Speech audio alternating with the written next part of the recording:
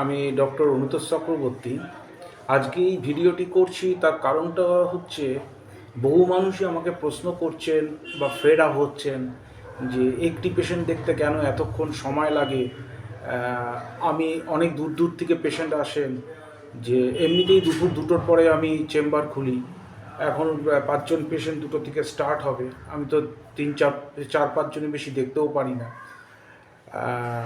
কখন আমরা বাড়ি যাব, এতক্ষণ যদি একটি পেশেন্টের বসে বসে তাদের সময় অনেক লাগে, এটা আমি বুঝতে পারি।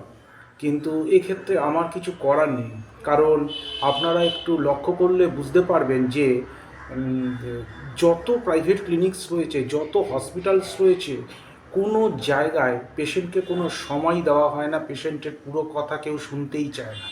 সেই জন্যেই আমি এই ব্যবস্থা করেছি যে পেশেন্টের যতক্ষণ না স্যাটিসফ্যাকশান আসবে, অর্থাৎ তার পুরো কথাবার্তা আমাকে সম্পূর্ণভাবে বলে সে স্যাটিসফ্যাকশান পাবে, ততক্ষণ আমি তার কথা শুনবো, তার কথার মাধ্যমে আমি আমার মেডিকেশান করব। কারণ আমি একজন কনস্টিটিউশনাল চিকিৎসক, সুতরাং সব কথাই আমাকে শুনতে হয়। সেটি প্রথম যে পেশেন্ট আমার কাছে আসছেন তার ক্ষেত্রেও যেমন, আবার রিপিট যখন তিনি পরে, যেমন আমি মাস দুয়েক পরে আবার অ্যাপয়েন্টমেন্ট দিই, তখন যেমন আসে তখনও আমি তার সম্পূর্ণ কথা শুনি। মানে প্রতিবারই আমি কেস হিস্ট্রি নিই, কেস টেক করি।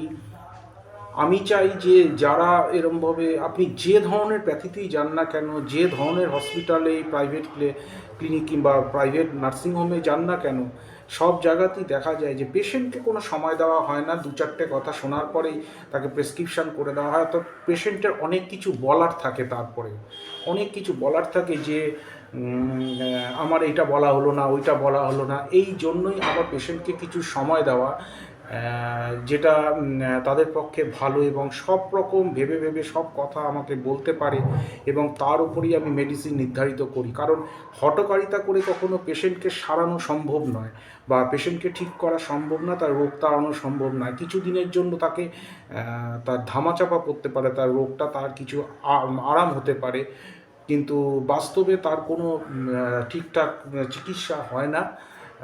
আর তাছাড়া আমি তো অর্থোপেডিক এবং ক্রনিক ডিজিজের ট্রিটমেন্ট করি, সুতরাং আমার পেশেন্টের ভোগান্তি অর্থাৎ সাফারিংও যেমন বহু বছরে, তেমন তাকে তো আমাকে একটু সময় দিতেই হবে।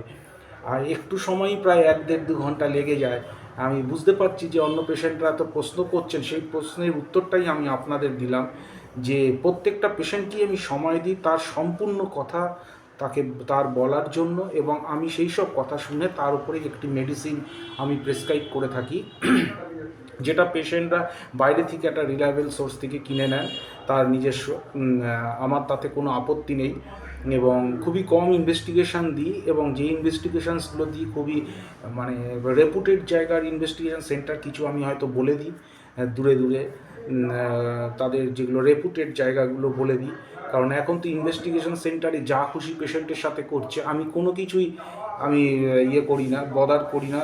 যেমন কোনো কোনো জায়গায় দেখা যাচ্ছে যে যেহেতু গ্রামের পেশেন্ট কিংবা দূরের পেশেন্ট, তারা তেমন কিছু জানে না, বা তাদের জায়গায় একটু ভালো ইনভেস্টিগেশন সেন্টার নেই, এই জন্য তারা ওখানে করেন, এবং তাদের রেটটা প্রায় 3 গুণ 4 গুণ নিয়ে নেওয়া হচ্ছে। এই বিজনেস ওরিয়েন্টেড ব্যাপারটা নিয়ে আমি এই জিনিসটা করিনি। আমি পেশেন্টকে সম্পূর্ণ শুনি, এবং যতক্ষণ না পেশেন্টের নিজস্ব সব কথা শেষ হয় ততক্ষণ আমি পেশেন্টকে সময় দিই, অর্থাৎ যতক্ষণ না পেশেন্ট স্যাটিসফাইড হচ্ছে।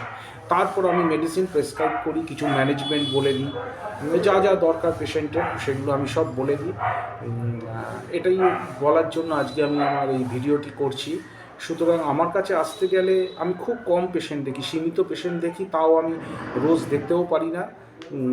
তাও আমি অ্যাপয়েন্টমেন্ট দিয়ে দিই, দুপুর দুটোর পরে আমি এখানে আসি, তারপর যতক্ষণ থাকে, অর্থাৎ 4-5 জনের বেশি দেখার সময়ও আমার হয়ে ওঠে না পেশেন্টের ক্ষেত্রে। তাই ধন্যবাদ, এখানেই আমি রাখছি। আমার পেশেন্ট অলরেডি ইন করছে, ঢুকে যাচ্ছে। Thank you very much.